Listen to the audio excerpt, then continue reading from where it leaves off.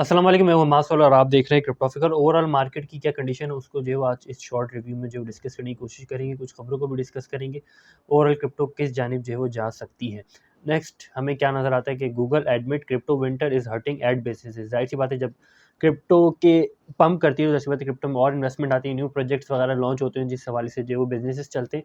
Although के mature project समझ लीजिए या फिर जो वैलिड प्रोजेक्ट है, उससे ज़्यादा जो स्कैम्स के प्रोजेक्ट होते हैं, स्कैमिंग पिचेस होती हैं, वो जो है वो उनका एड बिज़नेस जो है उससे कहीं ज़्यादा होता है। जिस तरीके से सपोज़ दैट आपको save moon swap, save Mars, save BTC, इस किस्म के बेबी शार्क टैंक, इस किस्म के कॉइन जो है वो हमें नज़र आए थे। तो ऑल्दो इन तमाम चीज़ों का एक इनपुट रहता है, तो आप गूगल एड्स पे आप जो गूगल के जो क्लिक बिट्स होते हैं, यानी कि पर क्लिक बिट्स जो एड्स होते हैं, उनके प्राइस से भी जो आप अच्छा खासा अंदाज़ा लगा सकते हो कि ओवरऑल क्रिप्टो की क्या परफॉर्मेंस चल रही है।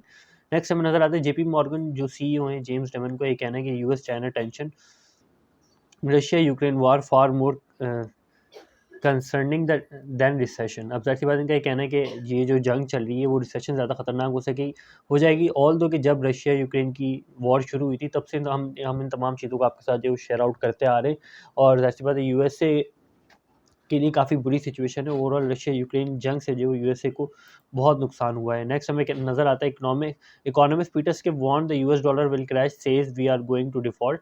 इसको समझ लीजिए, ये तमाम चीज़ें बॉन्ड मार्केट से रिलेट करेंगी। अगर डॉलर क्रैश करता है तो बॉन्ड मार्केट पे इफेक्ट पड़ेगा, बॉन्ड मार्केट भी क्रैश करेगी, फिर ओवरऑल तमाम चीज़ें हैं जो क्रैश करेंगी, रिसेशन की सिचुएशन क्रिएट होगी, एक हैवी डंप नज़र आएगा, फिर मार्केट वहाँ से जो है वो पंप करनी शुरू करेगी, क्योंकि उस पोजीशन पे इंस्टीट्यूशंस जो है वो फिर बाय आउट करेंगे। तो ये सिनेरियोस कुछ इस तरीके के होते हैं जिसमें रियल एस्टेट की मार्केट भी जो क्रैश आउट करती है, जिसमें सिर्फ गोल्ड को प्रेफर किया जाता है, सिल्वर को या कॉपर को, या फिर जो नए लोग हैं वो बिटकॉइन को प्रेफर करेंगे आने वाले वक्त में, अगर ऐसा होता है तो। वरना जैसे चल रहा है वैसे ही जो है वो चलता रहेगा। पीटर्स के पहले भी जो है वो तनकीद करते रहते हैं, फेड के इंटरेस्ट रेट को बढ़ाने को काफ़ी महीनों से कर रहे हैं। इसको हमने कल डिस्कस किया था। बैन आर्मस्ट्रॉन्ग का ये कहना है कि huge amount of crypto liquidation yesterday, 80% of those liquidation occur on one exchange, I will give you one gas which one is it. ठीक है, अब ज़ाहिर सी बात है इससे पहले इन्होंने एफटीएक्स और डिफरेंट एक्सचेंजेस को जो है वो क्रिटिसाइज़ किया था। इनका ये कहना था कि एक्सचेंजेस प्राइस को मैनिपुलेट करती है, उसी चीज़ को ये एंडोर्स कर रहे हैं कि इतनी ज़्यादा लिक्विडेशन हुई उसके पीछे एक्सचेंजेस होती हैं। Just in Kazakhstan central bank to integrate its CBDC on BNB chain. अब इसको समझ लीजिए, कजाकिस्तान का बहुत बड़ा रोल है माइनिंग वगैरह के हवाले से, तो काफ़ी ज़्यादा इंपॉर्टेंट है। काफ़ी कजाकिस्तान का सीबीडीसी अगर आ जाता है, उस हिसाब से अगर चलता है, तो फिर उसकी परफॉर्मेंस और उसकी समझ लीजिए इनपुट जो है वो काफ़ी वर्थफुल रहेगा। और तो स्टेबिलिटी के हवाले से मैं कुछ इस हवाले से नहीं कह सकता कि स्टेबल रहेगा या नहीं रहेगा, क्योंकि गवर्नमेंट ही वहाँ की या वहाँ की इकोनॉमी जो है वो स्टेबल मैं नहीं समझता कि है।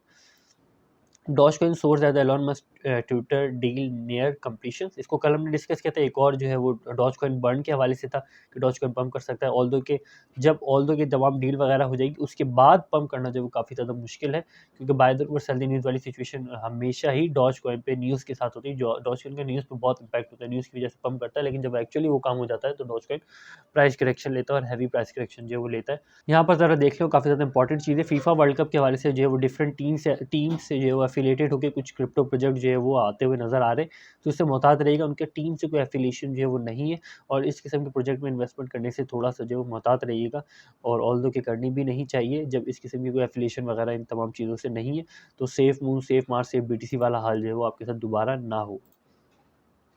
ये ओवरऑल सिचुएशन है कुछ अमेज़न, गूगल, मेटा, ये सिचुएशन आप देख सकते हैं। टेक्नोलॉजी सेक्टर, कम्युनिकेशन सेक्टर और समझ लीजिए आईटी सेक्टर, और किस तरीके से जो है वो ब्लीड करा है आज के दिन, और बाकी मार्केट जो है वो रेड एंड ग्रीन की सिचुएशन में नज़र आती है।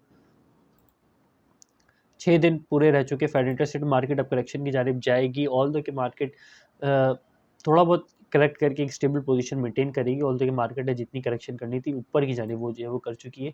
फ्यूचर इंडिसेस देखें हमें पॉजिटिव नज़र आते हैं इस वक्त, और मेजर इंडिसेस देखें तो कुछ पॉजिटिव और कुछ नेगेटिव में क्लोज हुए। ये एक जो है वो टर्निंग पॉइंट साबित हो सकता है, क्योंकि कुछ जगह जो है वो हमें बायर इंटरेस्टेड नज़र आता है, कुछ जगहों पे बायर इंटरेस्टेड नहीं है। इन तमाम चीज़ों को ज़रा बिटकॉइन के हवाले से देख लेते हैं क्या इम्पैक्ट होता है। बिटकॉइन का सेम कोई चेंज नहीं हुआ। 19,500 पर हमने 28 अक्टूबर और 4 नवंबर की इंटरेस्ट रेट के अनाउंसमेंट के बाद बिटकॉइन की प्राइस 20,000 ऑप्शंस की नज़र आती है मैक्सिमम प्राइस। तो ये ओवरऑल सिचुएशन है। डॉज कॉइन के साथ शिबा इनू रिलेट करता है। इथेरियम प्रूफ ऑफ वर्क हमें नज़र आता है। EHT जो है वो दोबारा से करेक्शन कर रहा है। बाकी ओवरऑल जो है वो तमाम ऑल्ट कॉइन्स ने थोड़ा बहुत पंप लिया है। इथेरियम 22%, वीकली टाइम फ्रेम में BTC 9% जो है वो जब कर चुका है। और इसी के साथ अगर बाय और सेल फ्लो को देख लें तो बीटीसी इथीरियम बाय फ्लो में, सेल फ्लो में एक्सआरपी के साथ एपीटी सोलाना स्टिल जो है वो क्ले भी हमें नज़र आता है। देख लें थोड़ा सा सिचुएशन क्या रही है, तो ज़ाहिर सी बात है कि जब यूएस स्टॉक पंप करते हैं तो उसके कुछ टाइम के बाद बिटकॉइन थोड़ा बहुत पंप करता है, क्योंकि पंप को जो है वो या ऊपर जाने को जो बिटकॉइन उतनी कोरिलेटेड तरीके से फॉलो अप नहीं करता जितना जो नीचे की जाने पड़ता है। ऑल्दो कि ये एक तरह का सपोर्ट रीजन या एक्यूमुलेशन जोन या फिर इस रेंज पे जो है वो एक सपोर्ट या रेजिस्टेंस जो है वो क्रिएट हो सकती है। एक साइडवेज मूवमेंट अगर थोड़े आज के दिन या कल के दिन नज़र आती है इस रेंज में, तो फिर मार्केट जो है वो फिर इसको एक अच्छा होल्डिंग पॉइंट जो है वो क्रिएट करेगी। ऑल्दो कि फिर 28 के बाद जो 31 को मार्केट ओपन होगी, 31 के बाद फर्स्ट है और फर्स्ट के बाद जो सेकंड है, तो 31 को मार्केट ओपन होगी और फर्स्ट है, तो इस दिन मार्केट करेक्शन कर सकती है। 2 दिन मार्केट के बाद चांसेस है कि मार्केट और ऊपर जा सकती है। ऑल्दो कि आरएसआई का ये कहना है कि मार्केट जो है वो नीचे आएगी।